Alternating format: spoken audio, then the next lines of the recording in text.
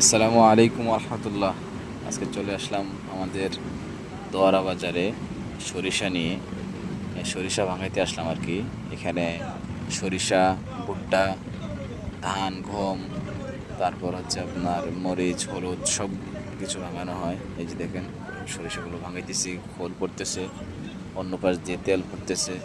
তো সরিষা আপনার চাষ করলে একটাই লাভ হয় যে আপনি দুইটা জিনিস পাইলেন, আপনার খোলটাও পাইলেন, আর তেল তো আর আছেই। খোলগুলো আপনি, আপনার যদি গরু থাকে গরুর খাওয়াইতে পারলেন, বা মাছের খাওয়াইতে পারলেন, বা গাছের গোড়ায় বা জমিনেও দেওয়া যায় এগুলা। যদি কারো যদি গরু বা মাছ না থাকে আর কি, এগুলা অনেকে ইয়াতেও দেয়, জমিতেও দেয়, গাছের গোড়ায় দেয়। এই দেখেন ফ্রেশ তেলগুলা পড়তেছে, মাশাল্লাহ।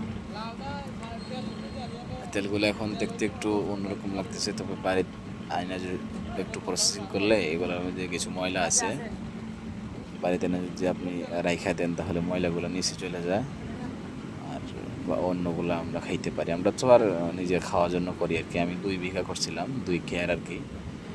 ভালো ফলন হয়েছে আলহামদুলিল্লাহ, 200 কেজির মতো হয়েছে 2 বিঘাতে। সবাই ভালো থাকেন, সুস্থ থাকেন। আল্লাহ হাফেজ। আসসালামু আলাইকুম রহমতুল্লাহ।